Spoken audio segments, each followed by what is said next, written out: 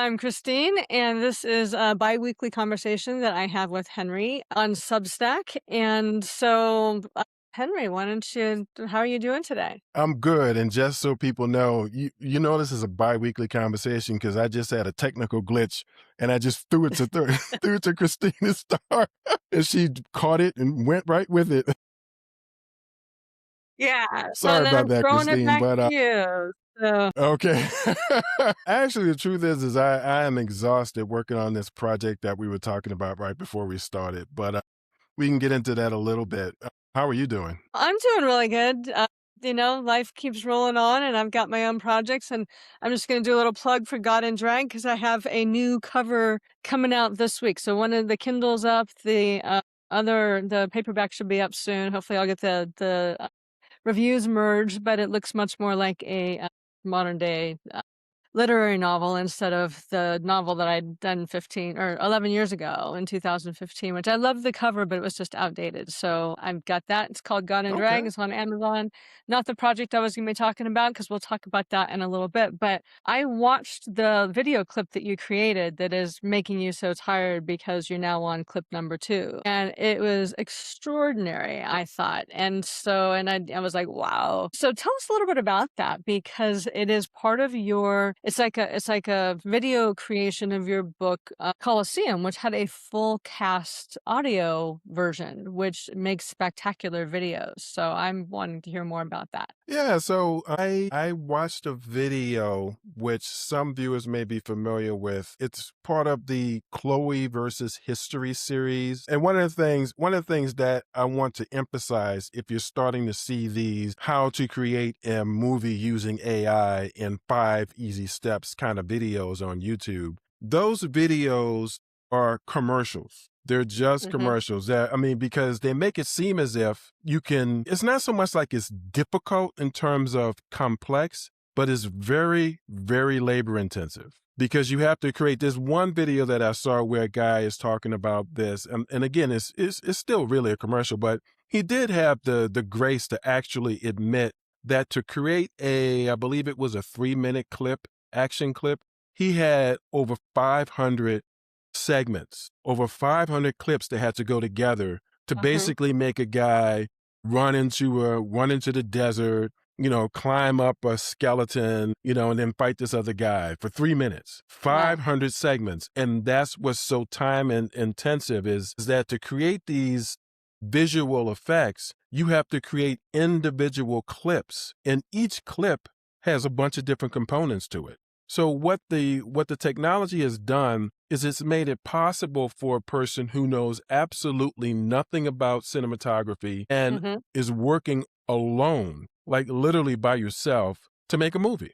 Mhm. Now, I had the advantage because the technology has advanced to the point where it can do voiceover. But the thing about these AI tools is that essentially what you're doing is you're giving it information. So if it's a visual clip that you wanted, if it's a visual that you wanted to produce, you can use a visual reference. Like you can take a photograph of yourself and upload it into the dashboard and then prompt it to do things with you. Like, Mhm. put me on the Riviera or put me in space or whatever. And when you hit, start, it's like pulling the lever on a slot machine, because you have absolutely no idea what's going to come out. Right. None, Right. Yeah, like the early and dolly. each Yeah. exactly. And like each thing that you do, be it an image, an audio clip, a video clip, each thing you do, it costs you credits. That's the way the companies that are selling these things, that's the way they make money, from credits. Mhm. And so an image might cost you 20 credits, whereas an audio clip might cost you 100 credits, and then a video clip will cost you about 400 credits. And it all depends on the resolution, on the quality of whatever it is you ask the AI to produce for you. And it also Mhm. depends on which AI you're using. So that's the other thing to understand for like just people who are not in this industry is that these tools that you're hearing about. So you hear about C Dance. That's the big one that's really Mhm. made a big leap in terms of, you give it a couple of images and what it'll do is it'll actually have the things in that image do things, look like they're doing things, from one moment to the other. That's what C dance, and C dance is really good at it. And so, but C dance is kind of like a clothing company, Polo. You know, Mhm, Polo is the brand, but it actually you can buy Polo clothes in multiple places. Well, that's the same thing with C dance. You can actually access C dance through Open Art, Hexfield, Runway, through C dance directly, and that's true of all of these AI tools. So there's one that Google has called Nano Banana. That's one. I mean, people may know of and actually have negative feelings for Grok, which is, the one associated with Elon Musk. And people are using it to do terrible things. That is definitely true. But you can access all these different AI tools through multiple places that kind of operate almost like stores, except you don't mhm, go in there once and buy one thing. What you're doing is you're paying a monthly or a yearly fee to access mhm, a collection of AI tools. That's what you're doing. So right. your money's going directly to whatever platform that you're paying to gain access to all these tools. So it's a lot of work. I mean, but I realized watching Chloe versus History that I had the benefit of having made the decision when I decided to turn my novel Coliseum into an audiobook that I wanted it to be a full cast audiobook. Mhm. That's just something that I really felt strongly about, which is the most expensive way to do it, actually. Right, and real And so people. I This is worked with a not, I want great to cast. reiterate, this real voice actors in Coliseum. This is Yes, not yes, a yes. the AI portion of this comes with the videos that you're making, but you wrote the novel. You had a full audiobook cast to the audiobook. So you're taking it from there to create the video aspect. But I just want to reiterate because a lot of people get really still and I don't hopefully for a while kind of irritated when everything is AI. They want something human Yeah, in yeah, there. yeah, yeah. And so the fact that you wrote the book and you are a writer and you wrote the book and you had the real people do the full audio version of the book, I think is really important. And then the video truly it's amazing. I mean, watching it, and that's the first thing I Thank you. thought of when I was watching it is if you didn't have a full, a full audio cast doing your audiobook, the video wouldn't have worked out nearly as well because you'd have had the same person doing all the No. voices and that wouldn't have sounded good. Or the AI would have basically chosen from a very narrow range of Right. voices. Yeah. So if I would have And then asked you it, don't have the old people woman. behind that. Yeah. Exactly, and it's not really acting, you know what I mean?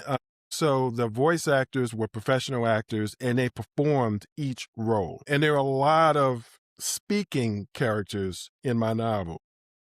Mhm. So each actor, there were 11 of them, and they were each cast to one main character that they performed. They're the only one that performed that one main character throughout the recording. But then they had all these other characters, that you might meet once. Yeah. It's important for the character to be distinct, but it's also not important for one person for more than one person to know anything about that scene. And so, I mean, and these are all professional voice actors, so they're able to each one of them have record. I mean, they've all recorded hundreds of audiobooks other than mine, Mhm.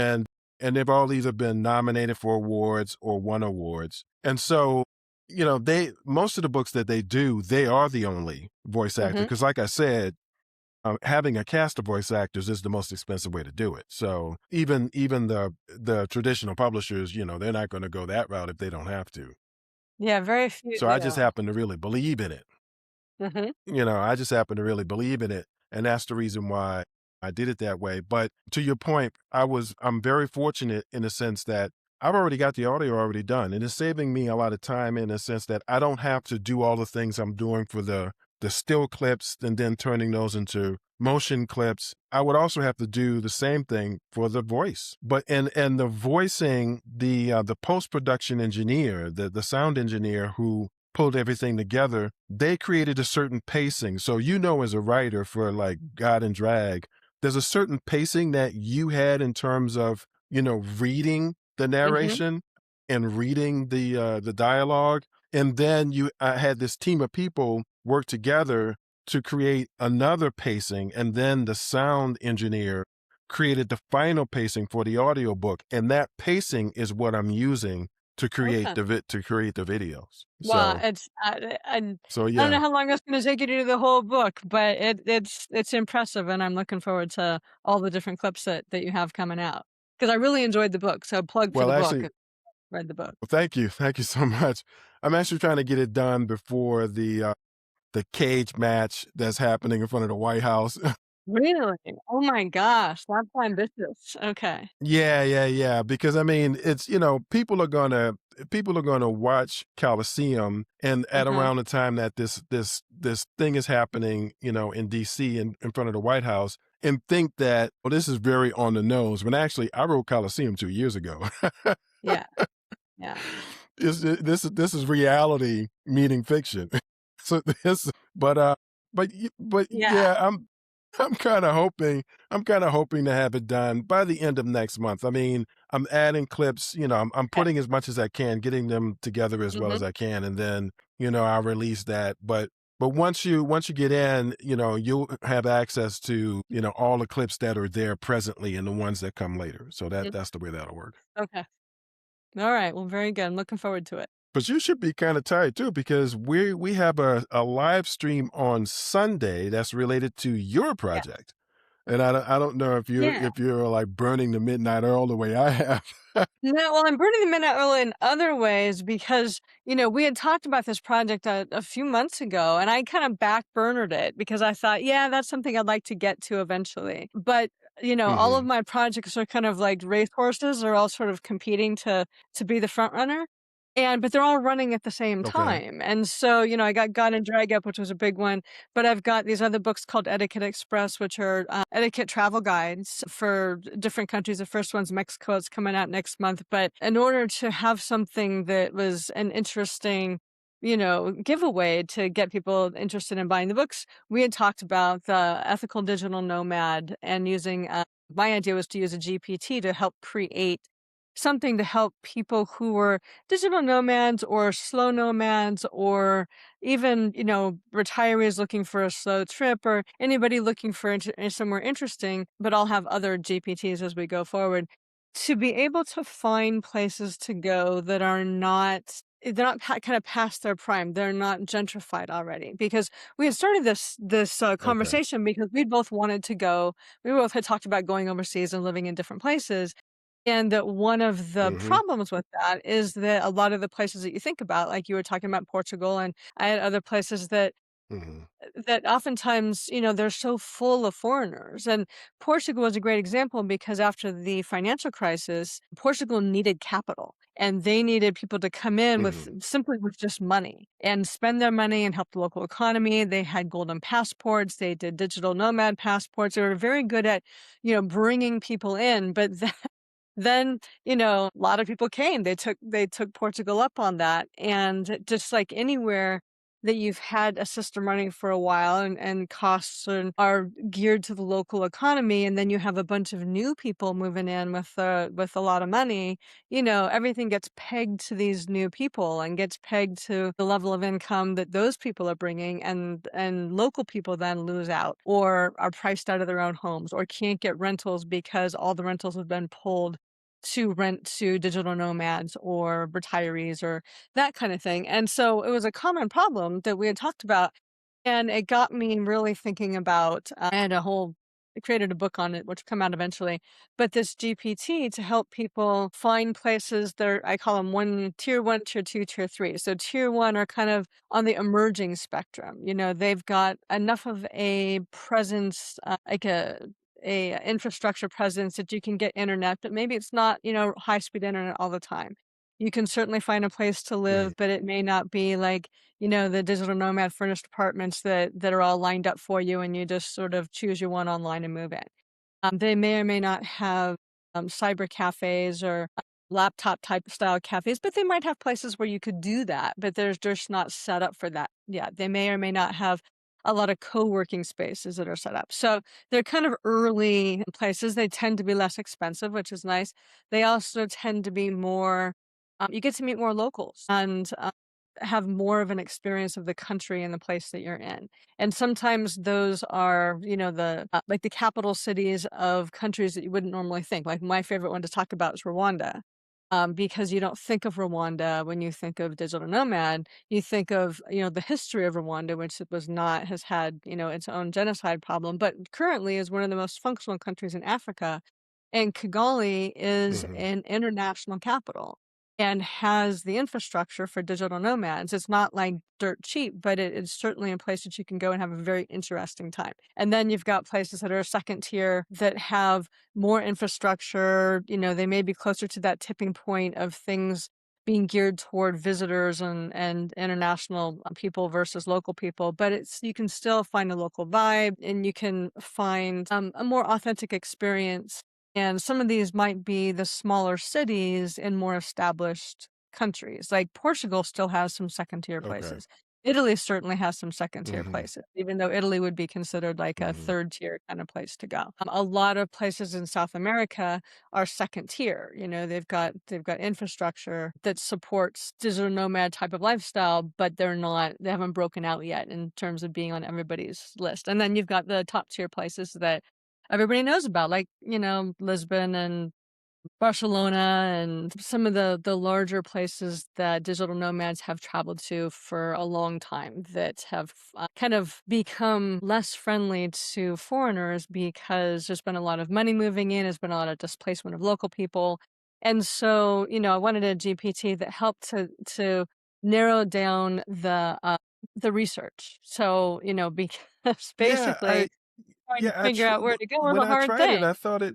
Well, when I tried it, I thought it was really helpful. I was kind of surprised because, like you said, I mean, I thought about it, Mhm. and it felt like to me was, especially since I'd already kind of gone through the process over the course of a couple of years. What the GPT does is it allows you to sort of get to a list, narrow down a list a lot faster because Very quickly, yeah.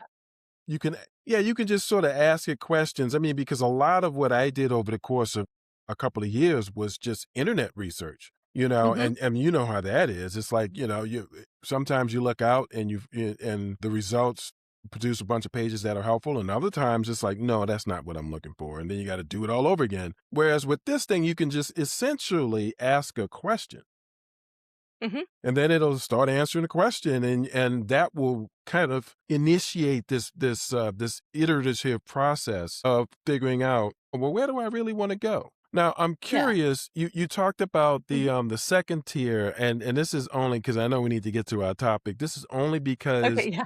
I've been there. Uh-huh. Is Are you familiar with Curitiba, Brazil? Have you ever heard of Curitiba, Heard of Brazil? it, but I've heard of it, but that's the extent of it. Okay, because I did a 6-week class there related to urban planning and emergency preparedness because they're known for their rapid transit system, which is really fast. I mean, it's extensive, and there are a bunch of reasons why they were able to build it that way. But I was just curious because on the one hand, in Curitiba, one thing that struck me was the internet wasn't as reliable as I had hoped, but then again, Mhm. what it did is it sort of forced me to live more like the locals, which is to actually go out and meet people. And so, it's like, well, no wonder the phone service and the internet service here is not great because if you want to talk to, Raul, just go down to the cafe. He's probably there, Yeah.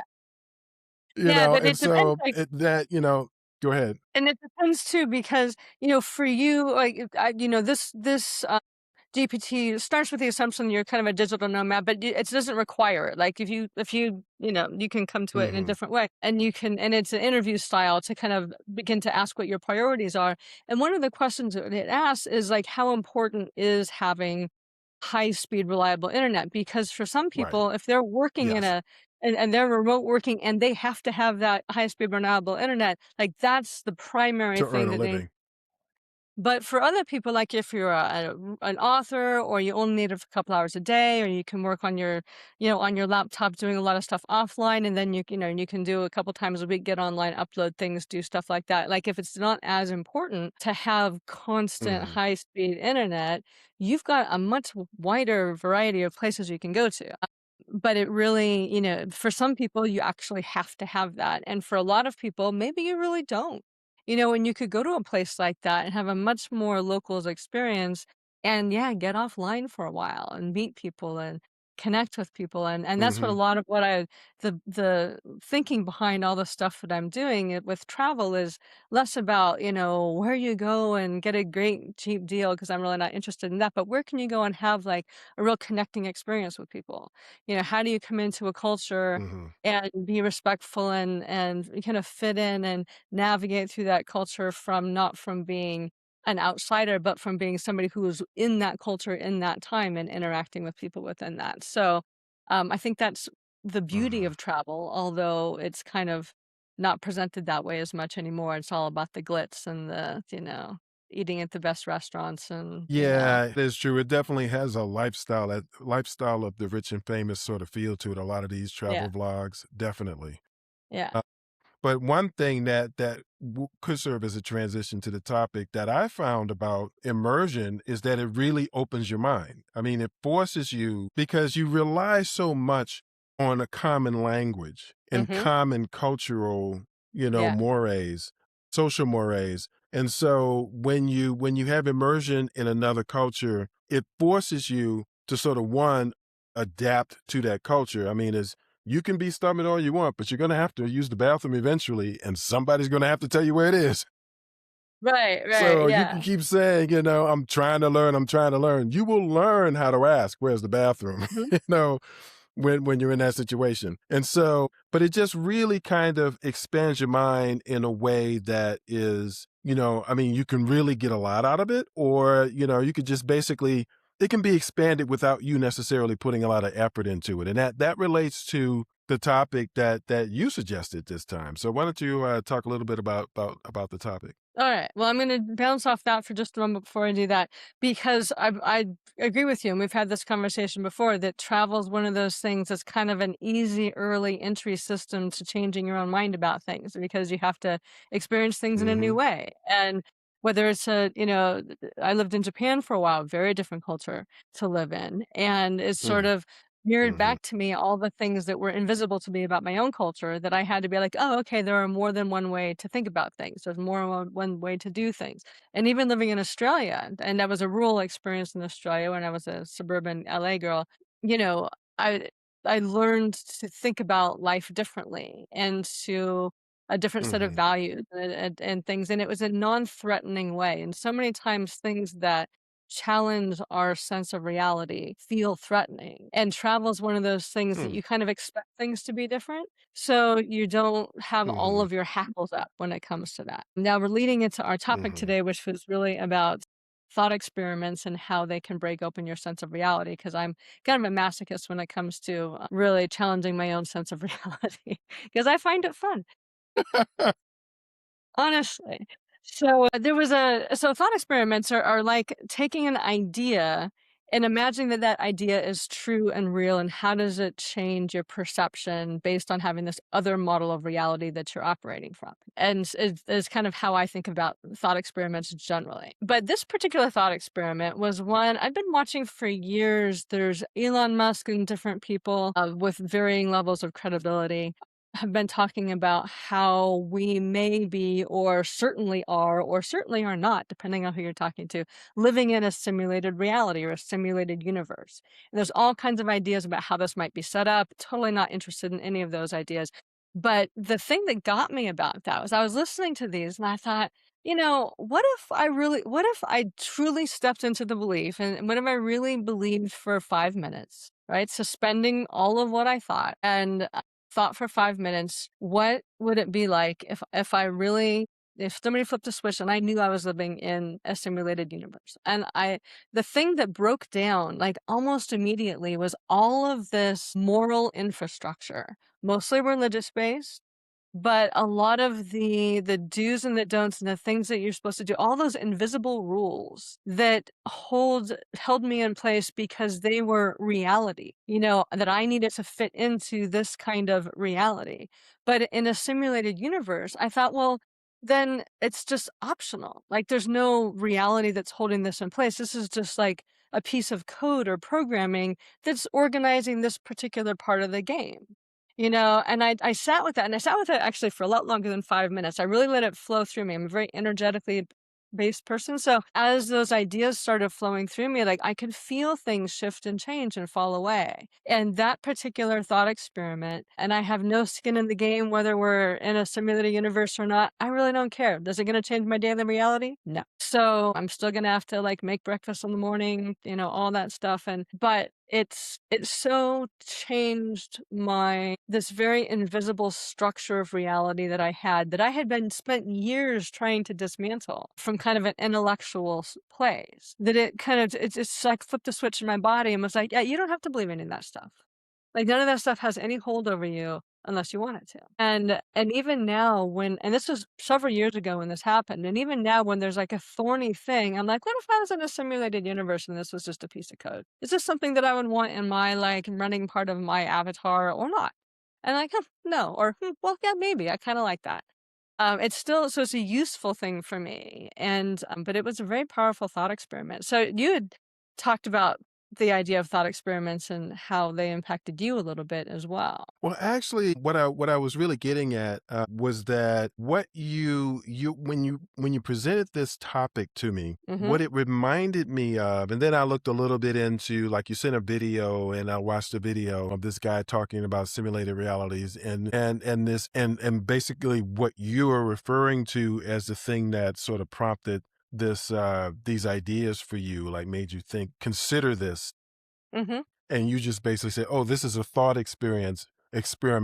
So let me consider yeah, what this thought experiment gets for me." And as I watched the video and thought about this, it reminded me of how I felt when this was actually the summer in between graduating from high school and starting college. mhm, And I attended a class, and I went to a Catholic university.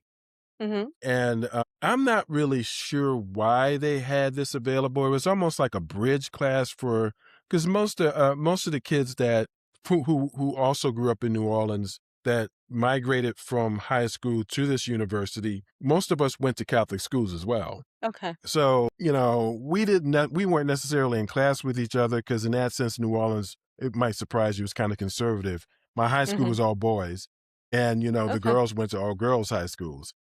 mhm, And so, this was like an opportunity where you can be in a class with mixed gender and all this kind of stuff. But this particular class had us read books like Sid Arthur. What else did we read? Notes from Underground. mhm, I think we read Meditations, Descartes' Meditations, and stuff like that. And then we would talk about it. So we would read the mhm, book and then we talk about it that week.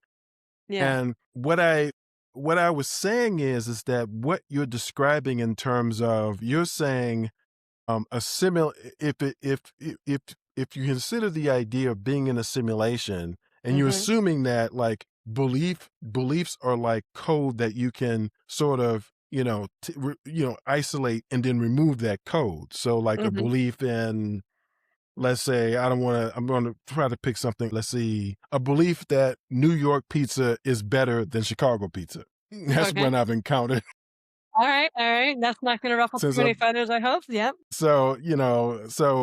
you can basically isolate that belief and just remove it, mhm, or you could change it. So if you're a New right, Yorker, you think that New York pizza is better than Chicago, you can change it where you think that Chicago pizza is better than New York, and boom, ta-da, it's there. And so this class that I took sort of did the same thing for me, but not in terms of the thought experiment of being in a simulated reality. What it did, it just made me realize that there's almost like a world of ideas that goes all the way back through time in both directions. So you mhm, have ideas that were developed by different people in different places, usually communities of people, although since writing wasn't a common thing, the community was very narrow in this particular place. So the people who mhm, could write, yeah, they would write a treatise, and then another group of people who could read would read the treatise, and then somebody in oh, that group would write something in yeah, response, and they're just developing these ideas. And I hadn't really thought about it that way quite mhm, explicitly as the world of ideas,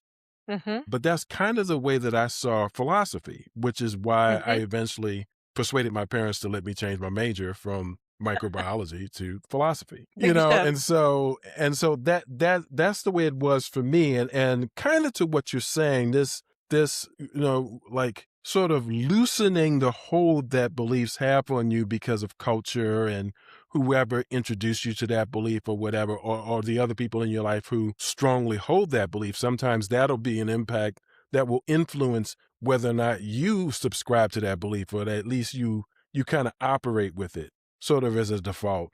And so, like, this idea of loosening that hold to the point where it's like you question those beliefs. Mhm, If you were raised to believe that God is basically a somewhat narrow-minded guy, essentially, mhm, you can question that belief. If you were raised to believe that liberals are all evil, or the other way around, that conservatives are mhm. all evil, you can question that belief. Or whether the pizza in your community is better than the pizza in some other community, whatever. Right, but And so go ahead. that's all. Okay. Well, and to that note, oftentimes like this history of ideas has shaped our current history or shaped our current world. And the thing about beliefs is that, beliefs are kind of an idea that you hold in your body as truth or reality.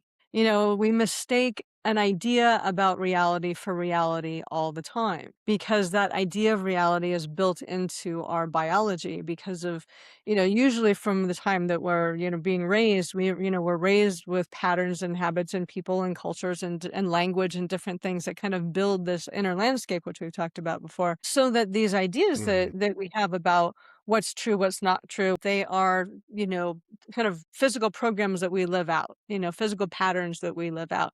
And to your point with this philosophy and with going to a school where they challenge your sense of reality with different ideas, you have the opportunity then to consider what about this idea versus this idea. And if this idea that I've been raised with or trained with, you know, is challenged by this, like how does that actually shift and change inside you? What does that actually do? So some people it becomes mental, some people, for me, everything's very biology energetically based. So, if I do a thought experiment with an idea, like I feel how it's reorganizing itself in my body. But that's one of those things that, most people don't voluntarily challenge their sense of reality on a regular basis. No, they don't. But you are, That's whether true. it's No, they travel, don't. which is a great thing, or ideas, which is another wonderful thing, reading things that are outside of your norm, or, reading even science fiction or things that present a different kind of reality and not from a defensive place, but from a, huh, if this was actually a true place, then, what would that mean? How would I be different? What would life be different? And most people don't do that. Most people spend most of their life defending their version of reality. I mean, defending their ideas, which is why I think that, travel or thought experiments or, reading Descartes and doing some of the thought experiments or other ways of thinking are so important because otherwise, you kind of stay trapped in this tunnel vision that you have. And our little teeny tiny narrow snippet of our personal reality in our teeny tiny narrow snippet of life in our teeny tiny narrow snippet of history is very, very limited, and there's a lot more possibility than what we ever entertain, even when we try. Well, I do want to connect one of the things that you said to one of the other things you've said in the past. In fact, we had a whole conversation about it. I think it might have been the first Friday or the second Friday that we did this, which is you said that, there's the energy that's for you is like energy that's connected to you physically, like biologically. And then there's the reality outside of you that you're perceiving, but the two things are different. And that reminds me of an idea that you introduced me to, which is the finger is not the moon. So there's the finger, which could be your perception of it, your finger pointing at the moon. But what you're kind of saying is that people sort of assume that their finger is the moon. Mhm. So the moon might be very, very different from what they perceive it to be, but they mistake the finger that they're using to point at the moon for the moon itself. Yes. One thing another thing that came to mind as you were talking that occurred to me or reminded me of is, and I was in a writing group with a guy who was what did he say, evolutionary psychologist or something like that. But we wound up talking about this, and I explained that when I was traveling, I had the realization that in a way what we all do until we come to the realization that this is something that we do is we assume that our normal, what's normal for us, is Mm. normal for everybody else. Yeah. So I'm a tall guy. So what's normal for me is to put things high, the things that are Mhm. important high, and to put the things that are not important low. Uh-huh. I was married to a woman who was much shorter than me, so normal for her was to put things Right. low and not put things high. That Right. might have been part of the disconnect that we had. And one thing that I discovered in traveling because I kept encountering, especially going from region to region. I'd already had like the experience of going from the South to the Midwest, and that was kind of a culture shock. I bet. Yeah. And then, like, going back to the South as a Southerner who has been living in the Midwest was sort of a culture shock as well, because I'd forgotten a bunch of things that are very, very common in Louisiana in particular. Because Mhm. the first city that I went to was just on the other side of Lake Pontchartrain from where I grew up.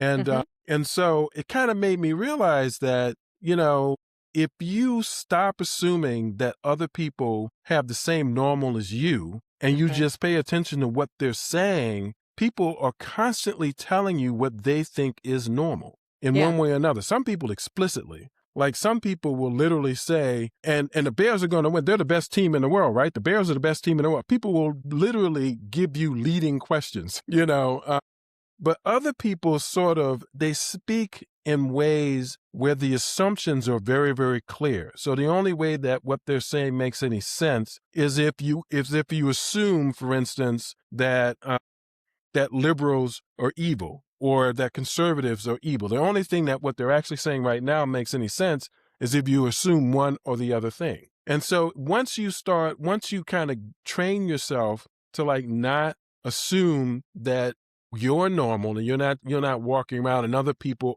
are just reflections of you. Once you Mhm. get over that, people are constantly telling you what they think is normal. And there's a certain kind of, I don't know, like fluidity that you get with that. And so if you're the kind of person who manipulates other people and you can do that, like you're able to sort of recognize that, oh, okay, this is what's normal for that person. It Mhm. makes it much easier if you are a a con man or something like that, a manipulative person to Yeah. basically manipulate people because if once you understand they're normal, you know what their parameters are, you know what their motivations are, you know what their fears are. It's all like right there. And the reason why you don't normally see it is because we're so stuck in our own head. Mm. Does that make Yeah, sense? totally, and I think, I can't remember the name for this when I was in graduate school, what we were talking about. It's not the internal external locus idea, but, there was an idea that some people are much more tied to their sense of reality. So, and I'm just gonna talk about this in general terms, that we, generally speaking, like certainty. Some people like certainty more than other people like certainty. Certainty gives our nervous Hmm. system a sense of calmness. Now, certainty is an illusion because nothing is certain except for change, right? So, and a lot of Right. people build up their world, their inner landscape, the world around them, their news things that they look at, the people that they interact with, the places that they go and stuff to reflect to them that level of certainty. And it takes a lot of energy, in my view, because you're always, no matter what's coming at you, you have to find a place for that to land in your certainty, or you need to reorganize your certainty to adopt it if it's something that you think is important, or you need to reject it. So there's a lot of defensiveness around that. It takes up a lot of energy to be in this place of really being tied to a sense of certainty. Now, there are people who have trained themselves. You've done it. I've done it. A lot of people who travel have done it. A lot of bicultural people have done this. Con men can do this, although they do it a little bit differently. Like they understand how it works in other people, but and they're able to manipulate it in other people, but and they might even be able to entertain different versions of reality, but within them, generally speaking, there's the con core, right? And there's everything leads to that con core. So, that's still their main game. And so everything else is part of it playing that game. But for people who have been in situations where there is not so much certainty, if you're traveling, and you're in a place that is completely foreign to you, you kind of have to suspend that attachment to certainty, or you will be in an anxiety attack the entire time. You have to be able to Exactly. hold these alternate viewpoints of reality. And the more you train yourself to be able to hold more and more, levels of reality as like, this is just all these things that are happening all at the same time to all of these different people. And I know what kind of mine is, but I'm not so attached to mine because I can see that it's not the only one. And I can see that it's not the only decent one. And like, there's things that I've taken from other cultures that I've liked better than the ones that I was raised with. So there are things of value to take from different places. And you can one be more compassionate because you can be with people in their reality. And some people, especially if you're in pain, that's a reality that you just can't break out of in that moment. Like you're in pain if somebody's Right. passed away, if you can be with them in that reality. It doesn't have to be your reality, but you can enter into that reality with them and companion them in that reality without it feeling like a violation of you personally. We always talk about this big thing about being authentic.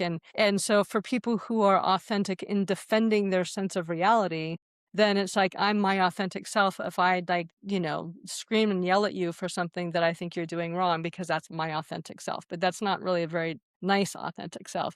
But you can be your authentic self by recognizing that, I am a collection of ideas and thoughts and feelings and values, and I can be with somebody who's completely different than me. And, we can either find a meeting place or I can just be present with them and be present with their level of reality without it threatening my sense of self. And that's a place By the that way, I've that yeah, go ahead. I was just going to say, I think the term for what I was talking about is confirmation bias. Have you ever heard Yeah, that yeah. term? Oh, yeah, yeah, that was part of it. I didn't say it, but that's part of the thing. Like, you're always looking for things that confirm your sense of reality. And the things that seem to Okay. be true are those things that confirm what you already believe to be true. Yeah, confirmation bias is huge. And most people, because it feels good, use confirmation bias. But you Hmm. can train yourself to kind of walk in reality lightly, to not be over attached to your own sense of reality and recognize that everybody has like their own sense of reality and you don't have to feel threatened by that. And that's like getting past that idea of being threatened by somebody else's viewpoint or opinion or sense of reality, I think is a big skill to develop. And as writers, we develop it because when you present your writing to somebody else, in a writer's group and somebody says, I don't like this, like you have to learn how not to take it personally, right? You have to learn to separate out this is what I think to versus, I'm attacking you. And that's a great skill to be able to have that. Well, the other thing you have to do as a writer, if you want to write like truly diverse characters, you have Mhm. to really understand what it's like to be in that person's shoes. And the way that I do it with female characters, for instance, is I'm usually in a writing group with female writers. Mhm. And so, fortunately, in fact, just recently, Allison told me, "Oh, your female characters are usually pretty good," and I was just like, "Yeah," but then there are those moments when, I need you to tell me, "No, she would never do that." Right. Yeah. No, in that situation, she wouldn't do that. Yeah. And the other thing that I was thinking though is, and you're kind of alluding to this in the last couple of things that you said, which is part of kind of what we're dealing with, which feels like almost like a mass psychosis, at least in the Yeah. US. But it Yeah. seems global, to be honest with you. It seems as though there's a global thing. There's a similar thing happening in completely different cultures all around the world, Yeah. and it seems to have something to do with the general population's comfort level with individual comfort levels with difference, Mhm. because people are complaining about like, well, they're just different and stuff. And I think you're right that, societies could probably come up with these different tools and methods for getting people to sort of overcome that difference. I mean, there are all kinds of studies that show that people who have, this particular group in their proximity tend to be less likely to have like strident feelings against that Mm. particular group. Yeah. Yeah. You know what I mean? And it's not even necessarily a racial or ethnic thing. Sometimes it's a gender thing, like, boys who spend enough time with girls and vice versa tend not to have negative feelings about, boys Yeah. or girls. Yeah. Or at least they're less likely to. They're less likely to. But I also think that there is another problem though that we're dealing with, which is, and this is kind of, to be honest, the first thing that hit me with the idea of a simulation, and that just reminded me of Descartes' thought experiment as to whether or not, he asked the question as to whether he started with nothing. He started from, I think he even used this is where the term tabula rasa comes from, but I'm not exactly sure. But the idea that maybe nothing else really exists, including other people's minds. So I'm going to start from zero, Right. emptiness, blank page, Uh-huh. and when I first encountered that idea, here I am, I think I might have been 17, black teen, grew up in New Orleans. It just sounded really solipsistic to me. It sounded, there was a kind of arrogance to it. But I Uh-huh. do believe, and it turns out that's not really necessarily what he meant. I mean, although that we are talking about like classical males, so a certain amount of solipsism might have been the norm Yeah. back then. But now, even in our environment, with all the diversity and all the communications, to the point where it's like, you can literally see events on the moon, or at least in space, in China, Mhm. and Ukraine, and New Jersey, in New Orleans, all at the same time. All you have to do is just go to YouTube. Yep. Yeah. And so even in that world, you have people who, for whatever reason, I mean, it's just a maybe you can consider this to be a psychosis where they literally are unable to imagine that other people have their own agency, which kind of relates to one of the rants that, during our conversations, I can go into a rant sometimes when I was talking about, is this really your business? To Huh? me, it's like people who are like that, people who suffer from solipsism, it's almost like they just can't imagine. Because I was listening to the convocation on Unscripted, and Christine DeMay explained that for some evangelical Christians, when they say religious freedom, they have a very expansive view of what that means. So what they actually mean is that since their views are correct and everybody Right. else's views are incorrect, Uh-huh. religious freedom for them means that everybody else has to basically be brought into conformity with their Right. views. So that's Right. freedom in their conception of the word freedom. It's a very solipsistic way of looking at the world. And I think I don't think that's most people. I think most people, going back to what you were saying, really just have like, it's a comfort level issue with difference, Mhm. and it might be difference because, some of the people who have the most strident views against immigrants, they live way up in the northern part of the country. They're nowhere near Yeah. the Mexican border. It's Right. like, Right. And they don't have very many why are immigrants you in around them. Yeah. Montana? Yeah. Exactly, not even around them. It's like, they're not even, they're right next to Canada and they're Yeah. fixated on Mexico. Right. It's Right. crazy, and so in that case, it may actually be instances where it's just different, difference, Mhm. no exposure to difference. Whereas in other cases, since we're talking about networks of people, they may Mhm. also have a person in their family who, regardless of exposure, they have a very solipsistic sort of attitude when it comes to beliefs. It's like Right. I'm not comfortable, and I don't feel like I'm free unless everyone around me has the exact same view that I have. Right. So there's Yeah. there's also that issue. Yeah, well, that's that personal fragility, if I don't feel like I have any agency unless everybody is reflecting back to me that we all have the same agency. I think though too, this kind of comes back to another conversation that we had about we were talking about what's the boy, I just flipped through my mind.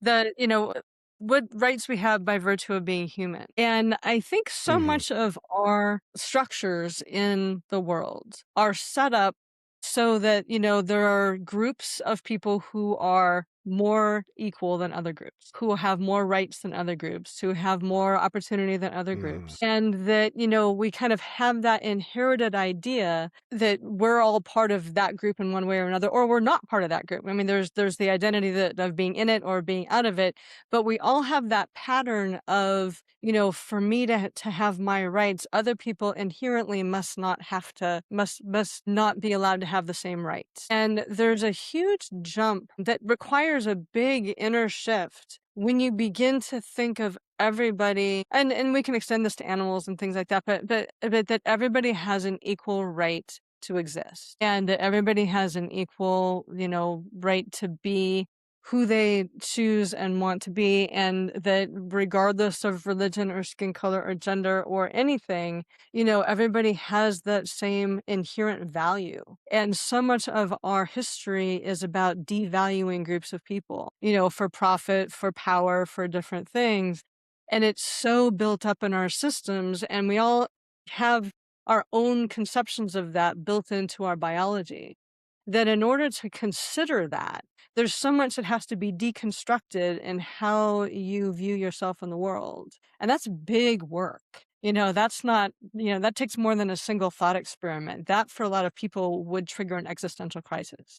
When I was doing hypnotherapy and stuff, like when I was dealing with people that had this very fixed view of the world and fixed view of themselves, and there's all these different puzzle pieces that all have to fit together to keep the picture in place, right? And then they come to me because they don't Mhm. like this puzzle piece. And I'm like, well, this puzzle piece is connected to all the other puzzle pieces. So we start messing with this puzzle piece, everything's going to get rearranged. And for some people, that worked, to a certain extent. Some people worked beautifully. Some people it was like, yeah, okay, I can't have that puzzle piece rearranged because I can't have the rest of my puzzle rearranged. And it's that to me, like that level of infrastructure within us, emotional infrastructure in us that holds that in place, and to start chinking away at that can cause some serious existential crisis problems. And we all have so much stress anyway. Who has time for existential crisis?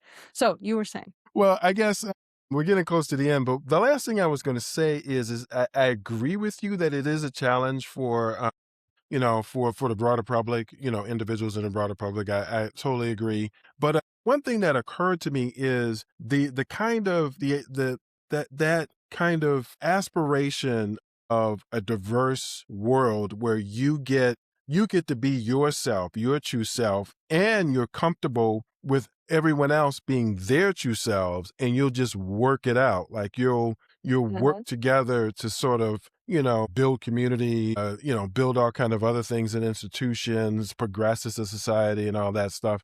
That is it. That idea has popped up. Going back to the world of ideas, it's popped up in different places. Like mhm, I don't know if you have heard of this book. My believer name is Molly Applebaum, but in the title is something like "Here Where I Am Is My Country," and what it is about the Jewish labor boomed in Russia. And when I heard like interviews of her talking about this, basically her grandfather, I mean, that's what inspired her to do it. And the types of things that he believed in, and in this community of people that were fighting for the kind of society that I just described, where they get to be Jewish, they mhm, get to have their society, their culture, and they will work with these other groups of people, to fight the czar, and to fight, the oppressive, owners, landowners and stuff. And so it just reminded me, yeah, like this, well, that this idea did pop up in different places. But the one thing that it seems as though never comes with it, except for maybe, at the moment of the civil rights movement in the United States of America, is that it usually doesn't use all the tools that religions tend to use to yeah. make a belief system cohesive. And those tools, because you have some people who are motivated by, I know you don't like this word, but ideals. You have people What's who are that word? motivated by ideals, Uh, okay, so yeah, yeah, people, like progressives, like a lot of progressive, the way they talk, like right now, there are people who are motivated by ideals. But other people might be motivated by something else. The ideals may not be the main thing to get them to want to belong to this particular movement or group. They might be motivated by, you might have like people who subscribe to this ideals also sort of have a certain aesthetic about them, and that might Yeah. motivate some people. You might you know, poo-poo that as like superficial. But the simple fact of the matter is, it's like, churches like Christian Catholic churches are not beautiful for no reason. It's like, Mhm, it's not like there's no yeah. value in the beauty of, the architecture in Catholic churches and mosques around the world. I went to one of the things I tell people you have to visit is the Baha'i Temple in right outside of Evanston, Illinois. It's absolutely gorgeous. And I mean, that's another dimension to whatever Mhm. the community is all about. And I've noticed that like these movements for the ideal of a diverse community where you get to be you and other people get to be, themselves and you're all just working together tends not to also use all those other dimensions that religions use, music, visual aesthetics, Yeah.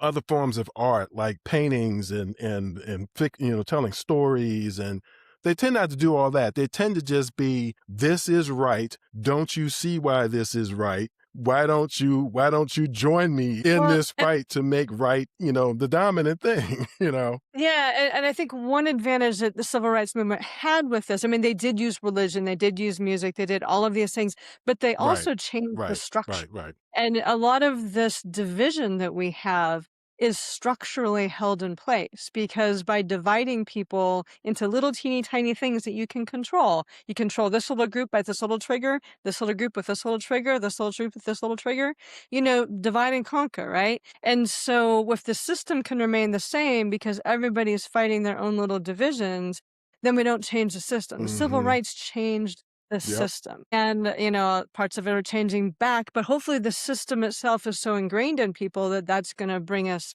we talked about before, this boomerang effect forward. That people are just going to hit this critical mass where we're like, jump right ahead and finding even more equal rights for people, hopefully. But what you can't, when you have an idea or an idealism that you can get people fired up, but it doesn't fit into the structure that you're in, or you can't figure out a way to make that structural in people's lives, it sort of becomes like this little island that you live on. Like, I believe this, but nothing in my reality reflects this to be true. And so when you can change the Yeah, yeah, structure, you can exactly. change. Yes, I totally agree. In fact, I think that's a great that's a great place to end it. All right, So, very so good. actually, this time, normally I say, we're meeting in 2 weeks, but I hope whoever's joining us today will join us on Sunday. We're Hmm. meeting again to talk about ethical relocation, ethical nomadism, Ethical digital nomadism. and Yes. we're meeting on Sunday, this coming Sunday at 11 o'clock Eastern, New York time. Yes. So I hope you join us. It's going to be another live stream. It should be really interesting. Christine is going to basically advise me on Yeah. where to go. All right. Yeah. We'll see how So that so all that works should be out. fun. All right. Bye, y'all. All right. Thanks, everybody.